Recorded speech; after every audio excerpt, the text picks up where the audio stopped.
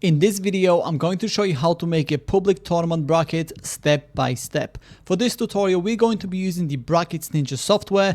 In my opinion, it is by far the best bracket maker on the internet. It not only allows you to create the exact type of bracket that you're looking for, but it's also very easy to set up and completely free. So the first thing I want you to do is to click the first link in the description of this video, which will take you to the Brackets Ninja website. Once you click to the link, this is the page they're going to see. From here, I want you to go to the top right hand corner of the screen, which is where you will see this try for free button. Simply click on it and then you'll be taken to the back end of the Brackets Ninja platform. You will then be welcomed by this screen here, which is where we need to decide what type of bracket we want to create. So you have a single elimination bracket, you have a double elimination bracket, you have a March Madness, round robin, group stage, and a custom option, just in case you want to create a different type of a bracket. In my particular case, I'm going to go for a single elimination bracket, and then on the right hand side you will get a little bit of an overview of your selected bracket. Then at the bottom here you will get an image that will show you what your bracket could look like once you're done setting it up. Now before we proceed forward, at the bottom here you have two different options they can choose from if you want to. You can either enable voting or enable predictions, or you can have both at the same time. Now this will depend on the type of bracket that you want to have. In my particular case, since I want to be the one that is going to update the bracket as the tournament progresses, I want to have these disabled. So yeah, once you've made your decision around the type of bracket that you want to create, go ahead and click on create tournament on the bottom here, and then you'll be taken to this page, which is where you can start customizing your public tournament bracket to your liking. Now the first thing you want to do here is go ahead and add all the participants that are going to be taking part in the tournament. By default, you're going to have 4 participants in 2 different matchups, at least for my type of bracket. In my case, I want to have 8 participants in 4 matchups, so I'm going to go ahead and click on add participant right here 4 times. Now in my case, I'm going to add them manually, but if you have a lot of different participants in the tournament, you can also go ahead and add them in bulk by clicking on this button right here and then following the steps. Next up, you want to provide all the participant information, so go ahead and click on participant 1, for example, here on the drop down, and then here you will see the name, ranking. You can also go ahead and add a thumbnail, which will be an image of the participant that will go on the left hand side of the name right here.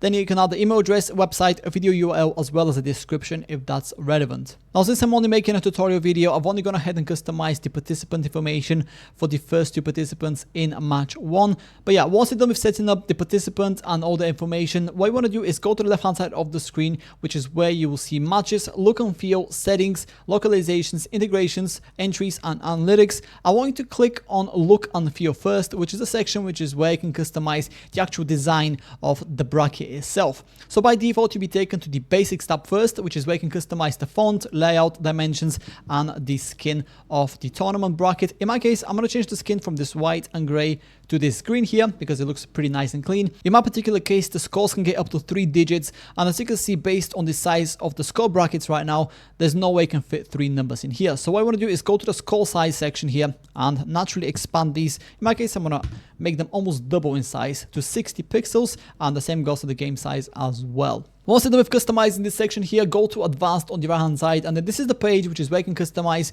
the colors of every single element that you can add to the bracket itself. So for example, let's just suppose that we don't like the white color for the participant names. What I want to do here is go to the bracket section, go to participants, and then click on the color block right here. In this case, it's white, and then basically set the color to whatever you want, and it will automatically update. In my case, I'm going to keep it this nice orange color. The same goes for all the other elements right here. Then once you're done with setting up all the colors, go down a bit, and then this is where you will find the background settings. The first option that you have is transparent mode. So if you plan to add this bracket to a website, then go ahead and enable it to remove the background. It will look much nicer and cleaner. In my case, this does not apply, so I'm going to go ahead and disable it. If you want to, you can change the image behavior here and then add an image as well if that's relevant. If you don't want to add your own image, you can also take advantage of any of the background images provided by the Brackets Ninja software. You have a bunch of different options they can choose from, and if you don't like any of the images, you can also go for a background pattern as well. As you can see, there's a bunch of different options at the bottom here. In my case, I'm going to go for this one. Actually, I think it looks a little bit better. Once you're done with customizing the colors and the background settings of your bracket, tab number 3 will be the custom option right here, which is where you can customize every element on the bracket to your exact requirements. Now, there's a ton of settings that you can take advantage of here. I'm not going to go for every single one. I'll leave this up to you to explore. But yeah, definitely spend a lot of time here because this is where you can really make a lot of difference in terms of how your bracket functions, how it looks, and so forth. Once you're done with customizing the design side of your tournament bracket, I want you to go down to settings here, which is underneath look and feel on the left hand side, and then this is where you can customize the settings and the the actual functionality of the bracket itself. So the first option here is bracket type. In my case, it's single elimination. I'm going to keep it at that, but you can change it to any of these if you want to. You can also change the main title of the bracket. So in my case, it's my bracket tournament. Make sure to rename this to whatever your tournament is called. You can also upload a banner image. You can add a description as well as the rules and terms.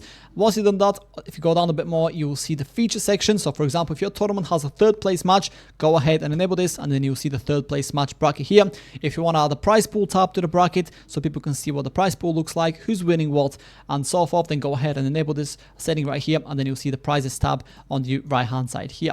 Now, if you don't know what any of these features do, you can see this information icon right next to each feature. It gives you a brief description of that particular feature. In my case, I'm going to disable all of these, and then if you go down a bit more, you will see the visibility section, which is where you can show and hide very specific elements in your bracket. So for example, if you want to hide the bracket title, which is this title right here on the top, we can simply disable this button here, and then the bracket title gets removed. In my case, I will leave it as it is. But yeah, as you can see, there's a ton of different customizations they can take advantage of to create the exact type of public tournament bracket that you want. Once you're done with setting everything up, go ahead and click on Save Changes in the top right corner of the screen, and then you'll be prompted to sign up to the Brackets Ninja platform. You can either sign up with your Google, GitHub, or Webflow account, or you can take the traditional route and provide your email address, full name, and password, then click on the sign up button. Then you'll be told to check your email inbox, follow the steps on there, and then you'll automatically be redirected to this screen right here, which is where we need to assign your bracket to a project. So go ahead and click on select right here, and then click on new project. In my particular case, I already have a project, so I'm going to go ahead and click on my first project here, and then click on save changes. Once you've done that, your public tournament bracket is ready to go. You can either click on copy code right here and embed the bracket straight to your website, or you can copy the link down here and share it with your community. In my case, I'm going to go ahead and minimize this for now, and I'm going to go ahead and click on start tournament right here. Before we start the tournament, you'll be shown this message, which is going to tell you what you can and can't change once the tournament begins. So go ahead, read through this, and then once you're ready, go ahead and click on start tournament on the bottom here.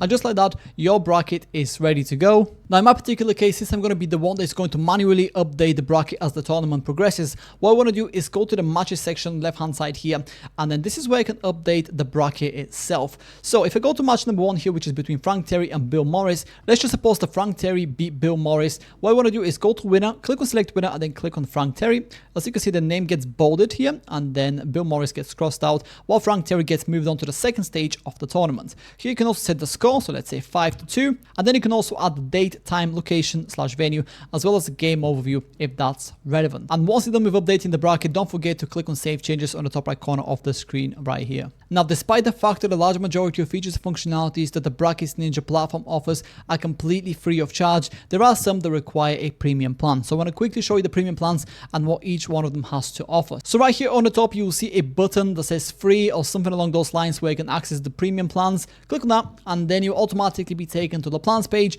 This is what the plans page looks like, and what we can do here is choose the plan that we want to go for. So by default, you'll be assigned to the free plan, which allows you to get up to 300 monthly page views. It does not allow to vote or predictions. It allows you to create up to 1 bracket for up to 8 teams or players per bracket. So if your tournament naturally has 9 or more participants, for example, you will have to go at least for the basic plan right here, which allows you to have unlimited page views, up to 500 votes, up to 30 predictions, up to 10 brackets, and up to 32 teams or players per bracket. And then obviously you have the pro plan and the business plan, which are a lot more comprehensive. Now, if you plan to use the Brackets Ninja platform throughout the year, I definitely recommend you to go for an annual plan, because you get to save up to 48%, which is quite a big saving. Before you make a decision on which plan works best for you, I will definitely go down a little bit on this page and then compare the plans head to head in terms of features and functionalities. And that's about it. That's how to make a public tournament bracket. If you have any questions, please let me know down in the comments below, and I'll do my best to help you out.